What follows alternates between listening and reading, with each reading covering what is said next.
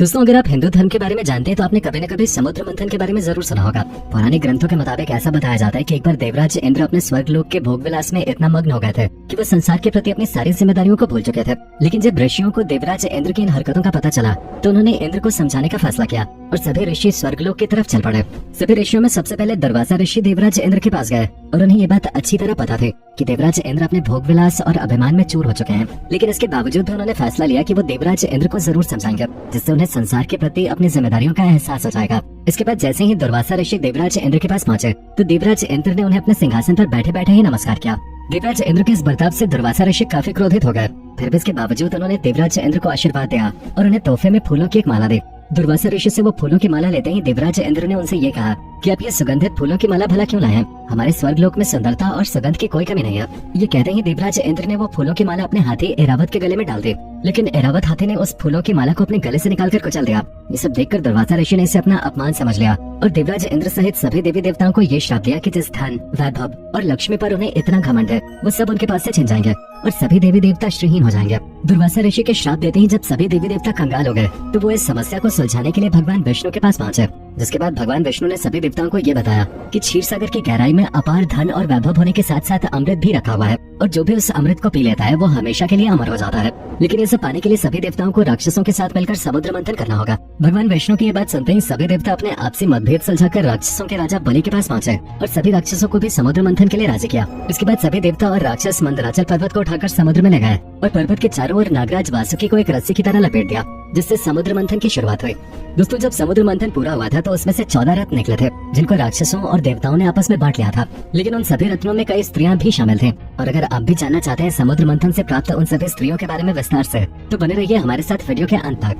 दोस्तों, समुद्र मंथन के दौरान सबसे पहले प्रकट होने वाली स्त्री का नाम रंभा था, जो देखने में बहुत ही सुंदर और मन को मोहने वाले थे। रंभा की एक झलक देखते ही सभी देवता और राक्षस उस पर मोहित हो जाते थे। कहा जाता है कि रंभा नृत्य में बहुत ही माहिर थे और इसीलिए उसे देवराज इंद्र के पास स्वर्गलोक भेज दिया गया। स्वर्गलोक में जाने के बाद रंभा अपने नृत्य और मनमोहक रूप से सभी देवताओं का मनोरंजन करते थे। ऐसा बताया जाता है कि जब एक बार ऋषि विश्वामित्र अपनी घोर तपस्या में लीन थे तो उनकी इस तपस्या को देखकर देवराज इंद्र को अपना सिंहासन खतरे में नजर आ रहा था। जिसके बाद उन्होंने रंभा को बुलाया और ऋषि विश्वामित्र की तपस्या को भंग करने के लिए भेज दिया। लेकिन दूसरी तरफ ऋषि विश्वामित्र देवराज इंद्र के स्टाइल को अच्छी तरह समझ गए थे और जब रंभा उनके पास गई तो उन्होंने रंभा को हजारों सालों तक पत्थर बने रहने का श्राप दे दिया। लेकिन बाद में वो इस श्राप से मुक्त भी हो गए थे। इसके अलावा दोस्तों, रावण संहिता के अनुसार ये बताया जाता है कि एक बार रावण ने भी रंभा के साथ जबरदस्ती संभोग करने की कोशिश की थी और इसके लिए रंभा ने रावण को ये श्राप भी दिया था कि अगर वो किसी पराई स्त्री के साथ जबरदस्ती संभोग करने की कोशिश करेगा तो उसके सर के 100 टुकड़े हो जाएंगे। दोस्तों, समुद्र मंथन के दौरान दूसरी स्त्री धन और वैभव की देवी माता लक्ष्मी प्रकट हुए थे। लक्ष्मी जी की सुंदरता और ऐश्वर्य को देखकर सभी देवता और राक्षस हैरान रह गए थे और ये चाह रहे थे कि देवी लक्ष्मी उनके साथ चली जाए। देवराज इंद्र ने भी देवी लक्ष्मी को एक सुंदर आसन भी दिया था जिस पर वो विराजमान हुए थे। माता लक्ष्मी की उत्पत्ति से चारों तरफ खुशियां फैल गई थी और भगवान विश्वकर्मा ने उनकी पूजा अर्चना करने के लिए उन्हें कमल का फूल और पीला वस्त्र तोहफे में दिया था। ऐसा बताया जाता है कि उस वस्त्र में श्रृंगार करके लक्ष्मी जी बहुत सुंदर लग रही थी और जब उन्होंने अपने चारों तरफ देखा तो उन्हें अपने लायक कोई भी वर नहीं देखा। लेकिन जब उनकी नजर भगवान विष्णु के ऊपर पड़ी तो उन्होंने तुरंत ही अपने हाथों में कमल पुष्प की माला लेकर भगवान विष्णु के गले में डाल दी और इस तरह वो भगवान विष्णु के साथ रहने लगे।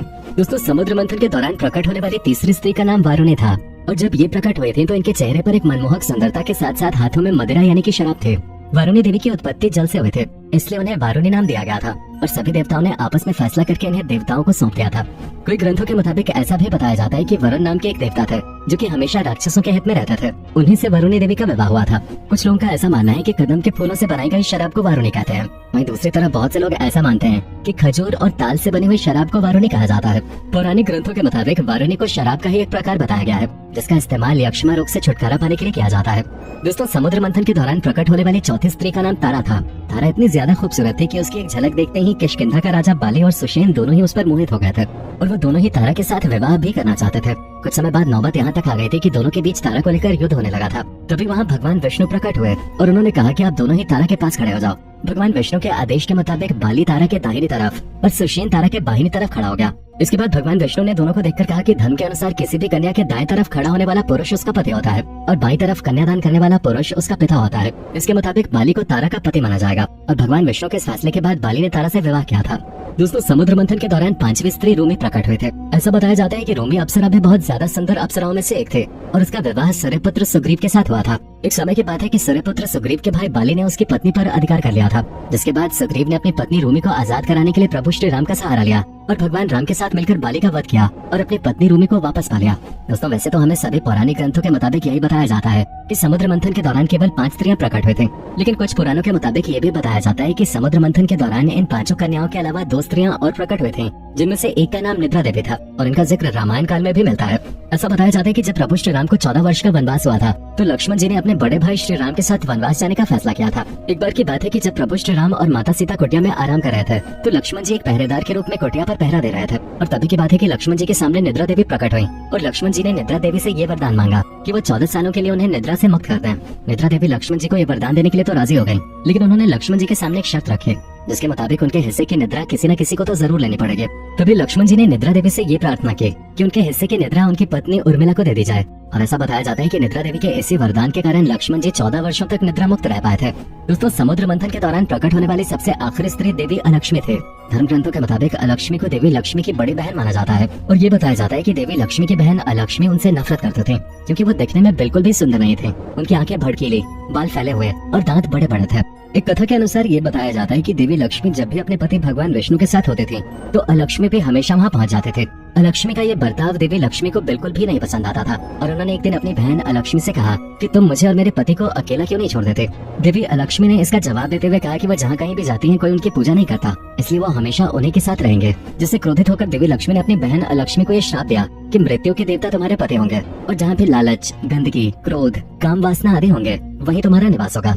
वैसे दोस्तों कमेंट करके बताइए कि इस वीडियो को देखने से पहले क्या आप समुद्र मंथन की इस कथा के बारे में जानते थे या नहीं।